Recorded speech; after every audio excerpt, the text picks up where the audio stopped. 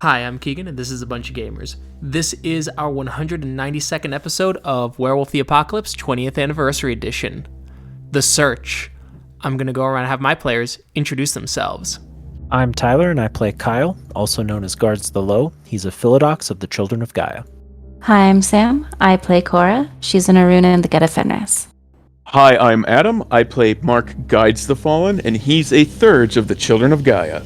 Hi, I'm Sean. I play Zeb Speaks-in-Sweet-Whispers. He is a Theurge of the Silent Striders.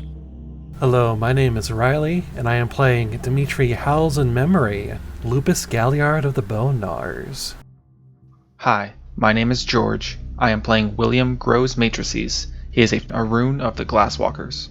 Last time, William confronted those who were harassing Hank and his family, while Kyle, Cora, and Dimitri were investigating and trying to discover anything about Natlie Davis, discovering that she had gone further west than Falcon. Meanwhile, Zeb had gone to the Silent Strider moot and had informed the tribe about what was coming and was able to honor the ancestors of the Silent Striders for the first time in over 1,000 years. Then, William had a strange visitor at his home, a young woman who claimed that she needed to see Kyle Guards the Low. She introduced herself as Two Rivers, one of the Macaulay, and she had an important question to ask Kyle Guards the Low. And so, I ask you, Kyle Guards the Low, what do you want remembered after the apocalypse is over? I'm not a Galliard, so I can't weave together a story that teaches a proper lesson, especially to people who are outside of the Garu, but sometimes facts do not need to be weaved into a lesson. They teach by their mere existence. What have you experienced and what do you believe is important? She says kind of timidly. It seems like she's repeated this mantra several times. It's well practiced, as if this was given to her by someone else to make sure that she had an answer for those who were hesitant. Kyle will nod, kind of look at the ground, put his chin in his hand. The worm's greatest weapon is our own zealotry and our own arrogance. The Garu accuse the Garal of corruption, and so Gaia loses her healers. The Gronder have power over corruption, and so Gaia loses her purifiers. Much of Gaia's memory is lost because we considered the Macaulay too similar to the worm in appearance. The Naga are gone, whose purpose I don't even know, for the same reason. And many of Gaia's warriors are gone, because Gaia's warriors accuse them of weakness, or corruption. Many of the brothers died, siding with the Pharaoh. It takes a single moment to undo centuries of peace. If rage isn't tempered with reason, the whole world is consumed. But I suppose if there's not much left after the apocalypse, just that there was so much darkness, but so many still stood against it at the end. I will give you one piece of comfort, and I hope that it carries you while you stand against this darkness. We remember when the worm lashed out once before. It destroyed the others the Macaulay connected with and changed into. The world was shattered. Billions died. Many went extinct, vanished. The corpses rotting, for there were too many to feed all those who were left. And Gaia survived, and she changed. Perhaps it was because of my ancestors. Perhaps not. That part of the stream is missing. But an ending does not have to be an ending, and those living today can bend the rivers of tomorrow. Then I hope this end is not different from the ones previous. I hope it follows that same path. Thank you. Yeah, of course. Sorry. She looks to William. Can I fill up my water bottle in your sink? It's a little low. Yeah, use the one in the fridge. It's Purified. She does so, puts the cap on, and she turns to all of you and goes, "Thank you. I appreciate your kindness, your hospitality, and the memories for tomorrow." Thank you for coming to ask us. She finishes up filling up her water. She gets her backpack ready, and she goes, "There are many more I must speak to. I hope I'm not being rude." She gives kind of an embarrassed smile. She's clearly kind of socially awkward. No, of course not. Is there anyone you need help finding who might be near here? I plan on coming back. I want to move this way and that way because I don't want word of me to spread too quickly, because I don't want them to think about it. I want, in some ways, what is on their mind, their true thoughts, the in the moment. History, in many ways, is curated in the Hamid world. It is crafted, it is built with flowery language, it is built by those who had power, and it's shaped by those, but history was truly built by all. Just because some were at the head of the stream does not reduce all the drops that comes after them, that slice into the earth and create the canyon. Their choices, their lives did it, and we experienced that and are able to craft and share and remember for Gaia. And another Macaulay may come here to ask as well, so that we get their earnest views, not their curated ones. We can keep your visit to ourselves then, if you'd prefer. I would, if you could, please. Yeah, no problem. Thank you. She once again sheepish sort of grin, and she gets her stuff, packs up, and starts heading out. Thank you once again. Travel safely. Thank you. All right. What would you all like to do? Keegan, what time is it? It's like noonish. This is player talking. I don't really have anything in my mind right now. What's something that could be worked towards? Well, we did get Natalie's direction information, correct? Where she's at? Yeah, because it was The like 3 general days direction, pouring. Yeah. And that, Is everyone here right now, including Zeb?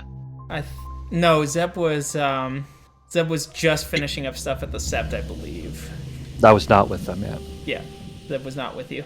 Yeah, I mean, we could collect Zeb then, and then go forth, finish is strong. Continue our Natlie investigation, and while we're walking or driving or what have you, Dimitri and Zeb can talk about Sven's question. Okay. All right, sounds good. yeah, sounds like a plan. Heck yeah. So you guys head off and find Zeb.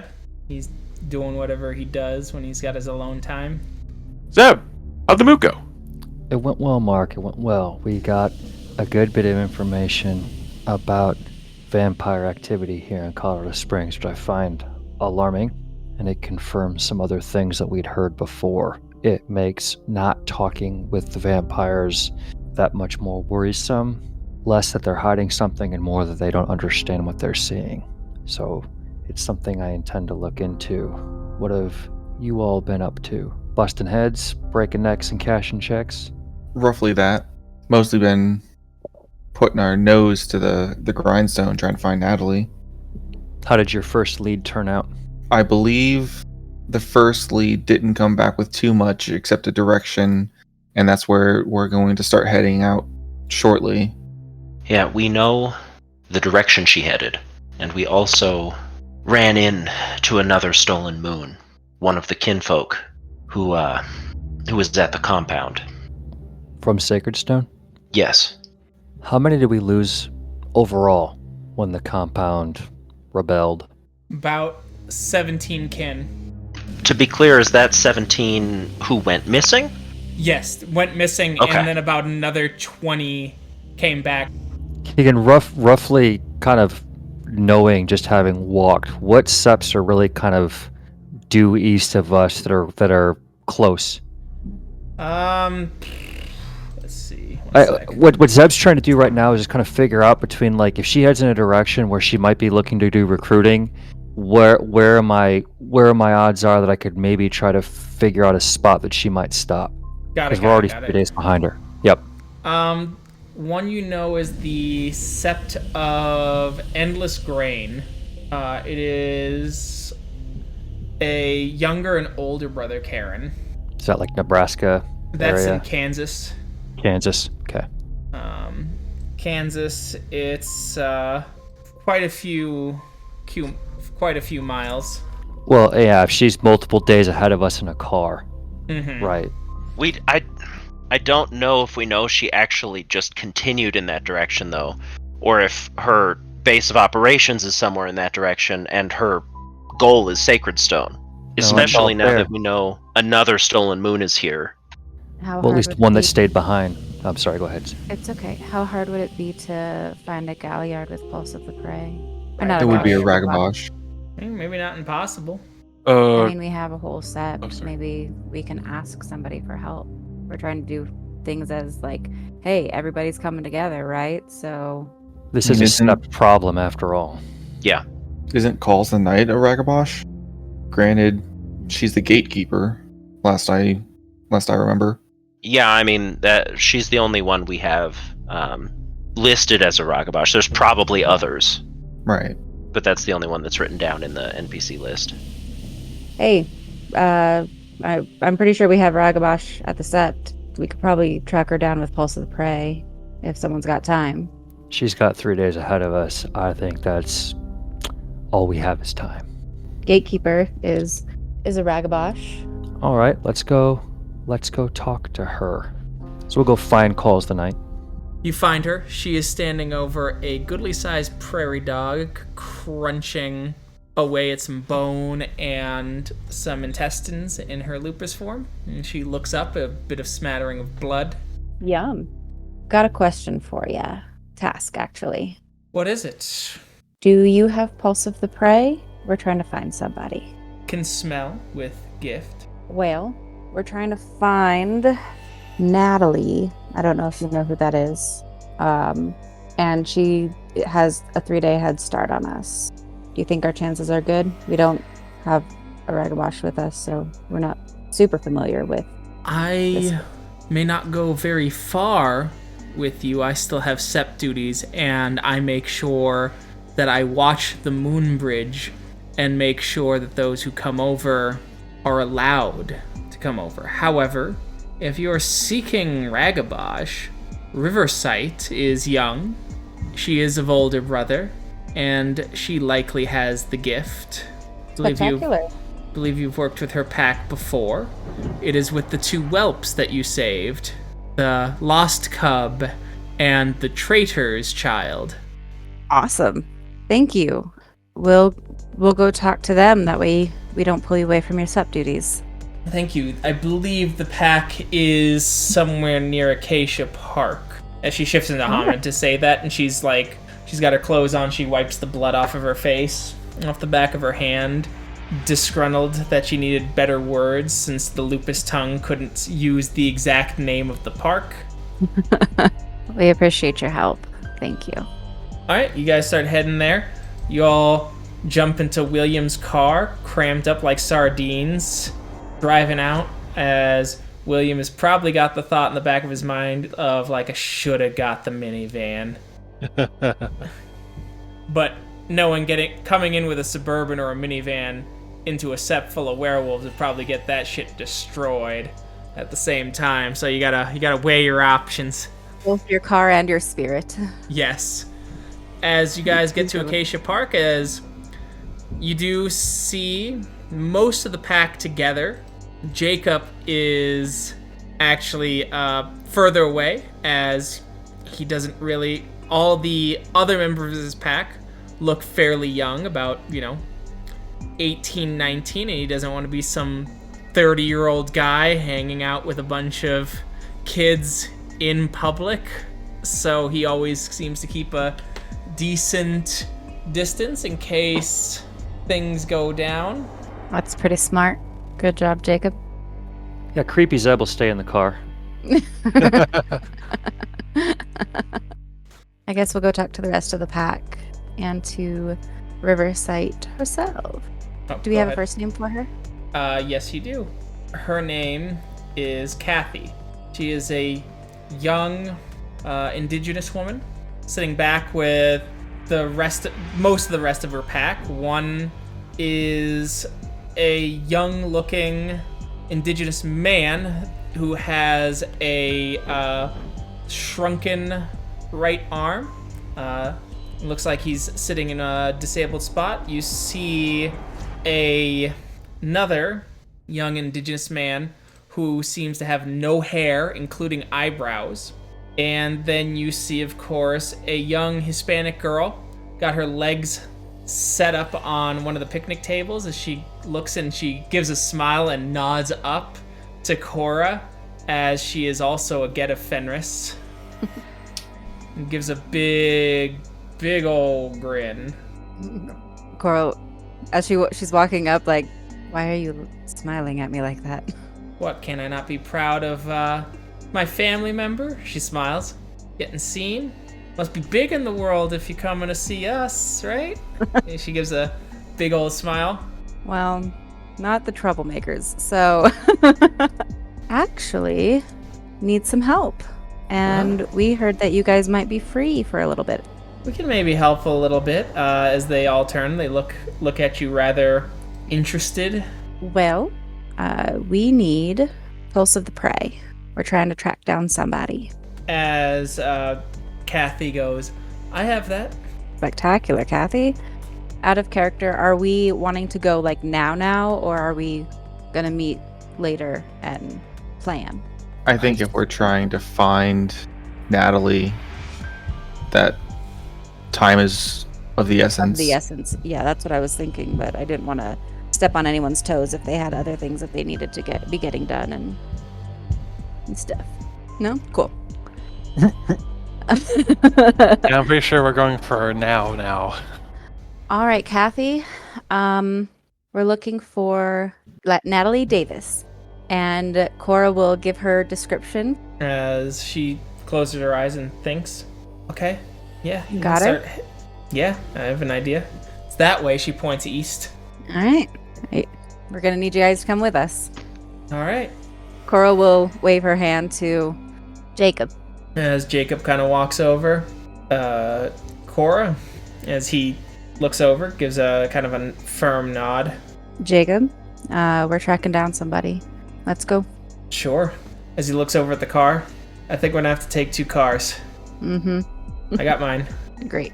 As you guys start driving onto Platte, as you take Platte all the way to Highway 24, start following 24 and shoot through Falcon, and end up continuing to go, as you get to Peyton, and she keeps pointing you constantly east, and then you end up in Calhan.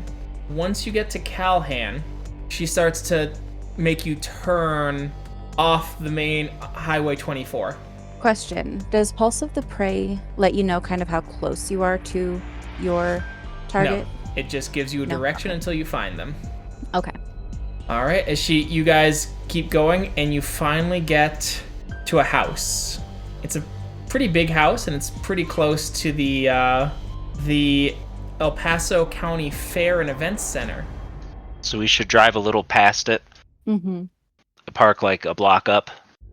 Was there anything philosophically that George or Riley wanted to get out of the way before we go up here and very likely might be getting into combat? Oh yes. I mean, it is like a 40.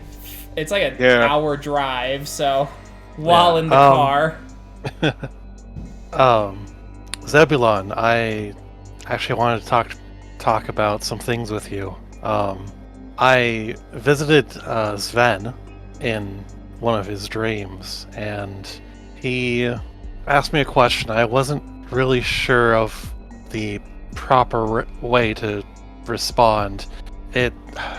I'll admit it caught me a little off guard. I wasn't exactly prepared, but we talked about the triad, and I was talking to Sven about the first change.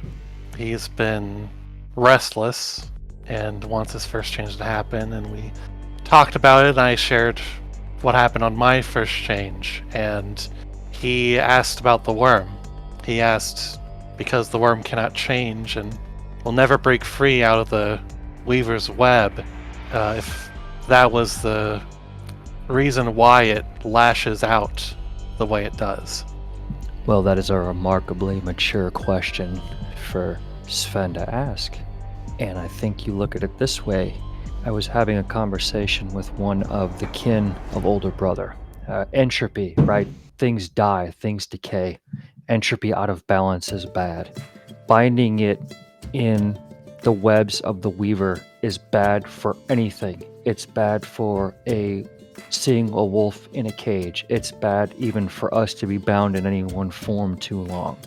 So it's a perfectly reasonable and intelligent question to ask, and the short answer is, well, yes, the legends say the worm went mad.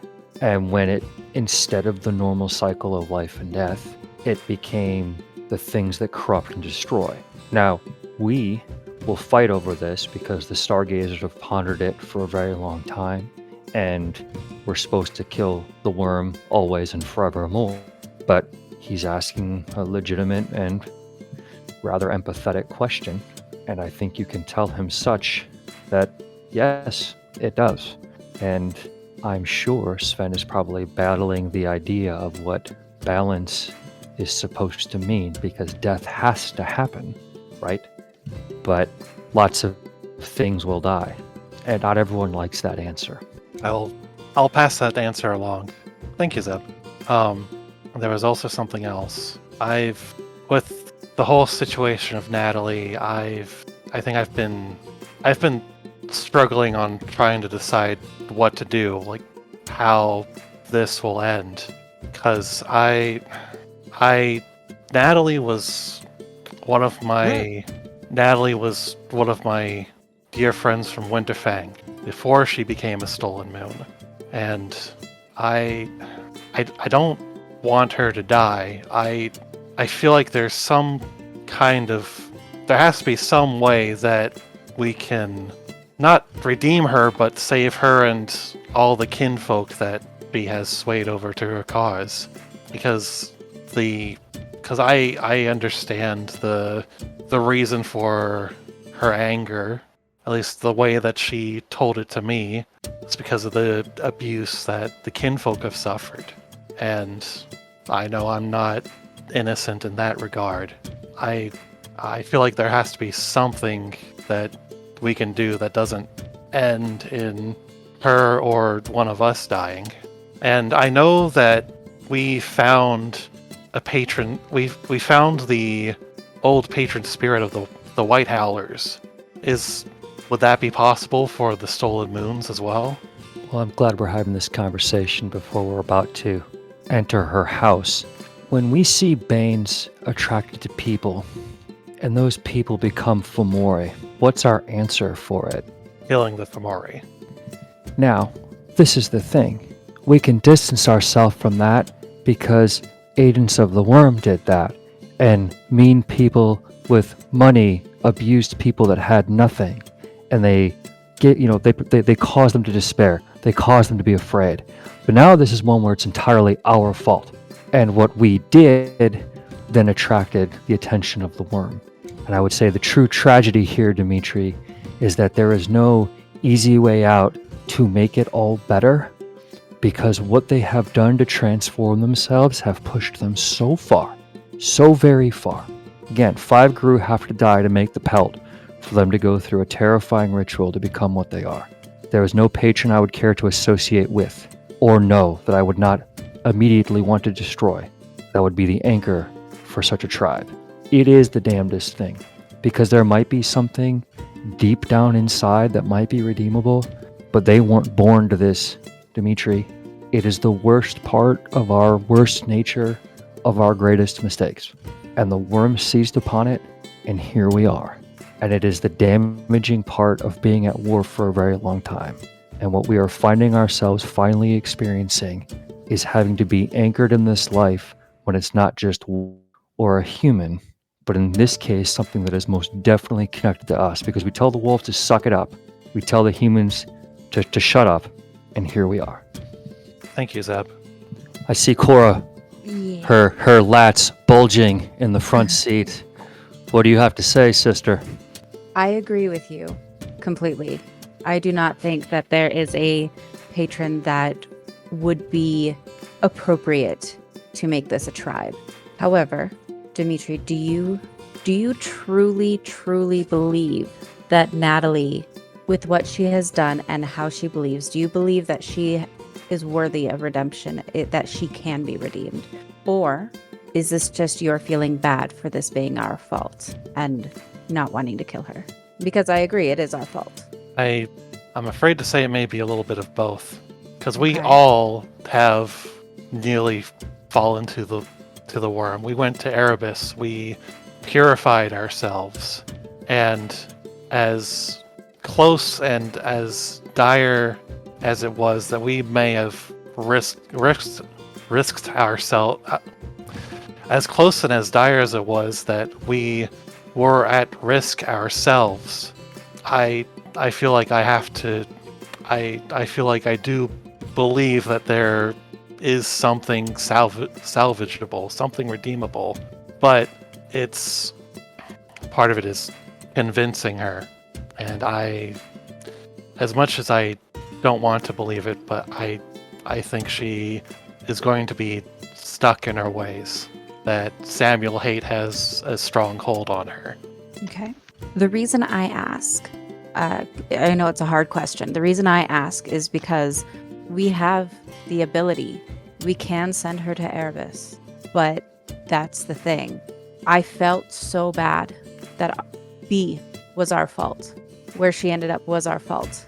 I wanted to send her there, but couldn't, because I did not believe that she could truly be redeemed. She could truly get through Erebus. So if that is one option for you. I don't know that an entity that has a bifurcated consciousness between homicidal maniac and former member kin of the Guru is redeemable in this instance, as whatever might have latched onto Samuel Haight in her mind and apparated him isn't going to just release it, and certainly doesn't believe he did anything wrong. I think upon her death, we could maybe purify her spirit. I would appreciate that. The kick in the ass is that she's at least spread it to one, and there's probably more. I think we should assume that there are dozens. But I also don't know that it is our duty to track down each and every stolen moon. Our duty starts with addressing the issues of our sept. I think you're correct. This does mean that everything that's in there as part of this litany breach will need to be destroyed. Yes, and I also think, though, that she is a special case because she does have Samuel Haight inside her. The stolen moon I met is surely worthy of death for his treatment of the other kin, for his complete sacrifice of them. But I can't say that for every stolen moon. I believe that there is gray here. If the wolves who passed gave their pelts freely, if that's possible, I could see it. Everything we know right now is that is not what has taken place. Assuming this isn't an incredible trap, you may have time to judge the situation should it arise. But recall that yes, this is spread and preying upon our kin, and whatever she's able to use when they dream, when they sleep, right, is certainly a special case. Yes. But talk about a massive misstep on our part for some of the kin that were so easily swayed. Zeb will tap on the driver's side a little bit. William had been pretty quiet. I'm kind of in the boat as everyone. I want Natlie to be better. Something that I've learned from watching the Weaver in action is that there's always a reason, that there's always a cause and effect. Something happens and that creates a result. So when the worm comes about, like disease. Disease is bad, but it comes from not washing, it comes from not cleaning, and so that creates death and decay. But that's part of life. So the worm is not inherently bad. This is something that we were taught between human versus animals. Are animals, like, is a lion bad for eating a gazelle? No, that's just part of life. And so that makes me wonder, is Natlie bad for what she is trying to accomplish, which is righting wrongs against her and kin? I will point out that if Nightbiter, and Kyle will spit on the floor of William's car, had he not fallen to Hirano, the good doctor likely never would have gotten his claws into him. He never would have taken the actions he did. But the cause is already there, and the effect is that Nightbiter was a traitor who killed multiple Garou, but likely fewer than Natlie, and certainly fewer than all of the indirect Garou deaths that she has caused by spreading this ritual and by manipulating the kin through their dreams. Mark will perk up. Consider this too. Even in his state of mind, he helped blow up a nuclear device and caused much suffering. Natlie has potential for that, and we need to stop that. I'm not voicing against her killing Natlie, because the worm does need to be trimmed. I use trim because the worm will never go away. Without the worm, we're basically living in a utopian state of life. There's no bad.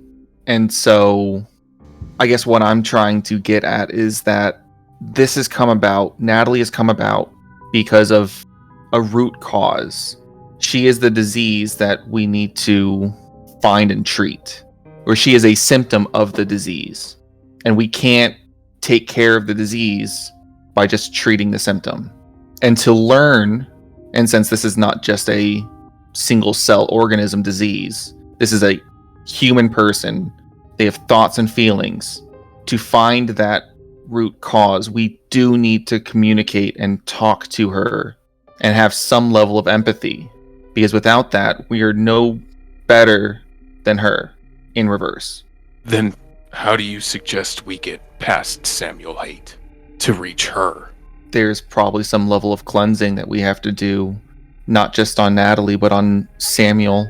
Some level of removal. I don't even know if we can remove spirits from a person that have once infected them or taken over a host. I know that we can't do that with Fomori, but this is on a different level. Could we rite of spirit awakening Samuel?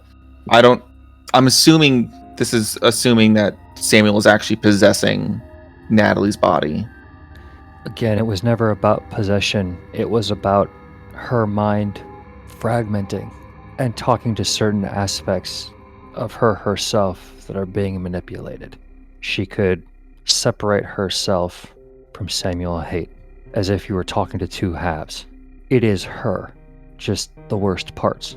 Then I think it requires a level of safe space for her to talk as Natlie and not as the other, as Samuel. As soon as other Garou come in, I'm assuming she's going to switch into a defensive mode. Not everyone who has been wronged is salvageable or savable. Again, and I am... Go ahead. Sorry. The empathy I offer her is a quick death with as little pain as possible, without sullying her name in front of a nation, which is a kindness not offered to our father, because I firmly believe that he was completely irredeemable. I believe the same here, but it is not her choice that led her here. Let's be on the lookout, William.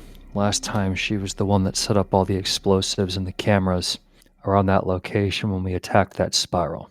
She's probably fairly well prepared. We won't be celebrating this one. That we will not.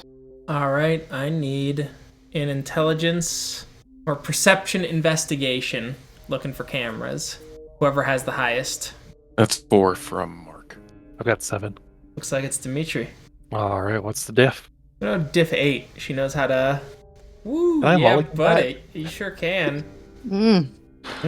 That's good. That's some good shit. Oh, Not a botch, but... Yeah. The only one you see is that there is a ring door cam. That's the only one you can see on the front door. I see a camera on the door. I don't see anything else. I'm still inclined to cast jam technology still on the whole place. I think that's a good precaution to take. Well, the minute you do, she's going to know what's up. Yeah. Is it dark yet? It is getting there. It's, early, or it's summer now, so it doesn't get dark until like 9, 10 on the plains, so it's about 7. And Cora. I just want to make sure, are we assuming that the other pack is staying in the car? Are they coming with us? Like, maybe they should not be coming with us inside because... No, they shouldn't be. Yeah. Yeah. I think that we should wait until it's dark. I think we should approach through nearby houses' yards, and also just wait, because we just drove past the house, and if you walk up to the door after 2 cars went by and she saw that on the ring camera or what have you, she would know that there were a lot of us. I think we're just better off waiting until it's dark, or until she comes out, which we can track with Pulse of the Prey. Like, this is her home. This is where she's most prepared. And I don't think we should risk that. Agree. I'll agree as well. I would say, I would ask Kathy to, as well as the rest of the pack, but Kathy has Pulse of the Prey, to stay outside and just keep it active, just in case Natlie is able to slip past us. Kathy would notice that and alert us. On that, did we see her car, like, outside the house? You did. Okay. Keegan, I'd like to use Pulse of the Invisible to look across the gauntlet to see what's on the other side of the gauntlet around that house. Okay. All right. So you look over. There is a powerful spirit standing guard in front of the house. It is Minotaur, strong and powerful. This is a greater version of Minotaur. His muscles bulge, steam and fire escapes from his nostrils and mouth, and his obsidian horns shine with a well-polished blade. You also notice that there are several bird spirits that fly up high that seem to keep an eye out on the house. That's what you can see in the umbralscape, and then of course the house is just a knotted mess of spider silk wrapping around it. This place doesn't have a ton of spiritual energy beyond those threads. Zeb will relay the Minotaur spirit, as well as the idea or the fact that we're probably being observed by those bird spirits that are flying around too, and how this place has been fortified. So she probably already knows we're here. Or at least expecting trouble like us. Well, with all that security, I don't think waiting is going to be any better, make it any easier. If anything, it's going to make it harder. I am inclined to agree. Before we go in, though, Dimitri is going to use Song of Heroes. So every 2 successes I get on this, gonna give... Actually, let me make the roll first. Alright, so... Player question, are we actually going in? Oh. Well, the Song of Heroes lasts this whole scene, so it's a good prep thing regardless. Yeah, I'm just okay. prepping. Okay. But basically everyone gets 2 dots of brawl. Nice. With that in mind, I'm going to prep Razor Claws. So you're gonna shift into Krynos and sharpen your claws in the middle of the street? I was also going to say, let's not go in making her expect a fight. I mean, because we're still driving off technically, aren't we? You're parked to the side. In that case, should I walk in front as a decoy and all of you come in from the other side of the house? I don't think it matters. We can all just come in through the front, pretend like we want to talk to her. I suspect she knows better than that. It's doubtful that the other stolen moon has not informed her that we were there, that he failed to use Liar's face to throw us off the trail. Fair enough, then. Then we each should pick a window and just enter. So, just going into the house, Brian, ringing the door. I mean, What's if that's what we're gonna do, I have gifts I want to activate. just What are we- asking what the plan is? What are we planning to do here? Enter through individual windows. Keegan, is there an occult roll that I could figure out what that bound spirit could do in the physical world? Yeah. Okay. I would like to roll to try to discern. What would the difficulty would be on that into cult roll to try to discern that? Yeah, I'm gonna say 7. Okay. Okay. Damn. All right. So that is such a powerful incarnation of Minotaur that it is very likely that it could manifest across the gauntlet and take form. Excellent. Other things is that Minotaur has certain powers over the destitute or the discarded. And Minotaur specifically is known as a creature of rage and could likely has powers to spark your own rages into negative outcomes if he is able to. I don't like the sound of that. That sounds real bad. I'm so incredibly excited. You have no idea. Oh, Whoa. What? That's not the answer I This was is going to be the expecting. greatest day of my theurge life is about to unfold right before me, and I cannot wait. I hope you have something incredible planned then. And do you need help? It is a Minotaur. A Minotaur is not a Bane spirit, is it? That's No. what I thought. Okay. No, but he is closely related to. He is not fully of the worm, but he is partially. He is the beast inside man. Okay. The monster So- which can lay within the hearts of everyday people. Is that gift prepping that people are doing essentially right now? Is that what we're doing? I mean, I that's believe what so. I'm looking at. Yeah. Alright, Oh, okay. great. Well, shoot. Well, as you guys prepare, we'll see how this all shakes out next time. Yeah. Thank you to everyone who listened. We'll catch you in that next episode. Bye. Bye. Bye. See you then. I Bye.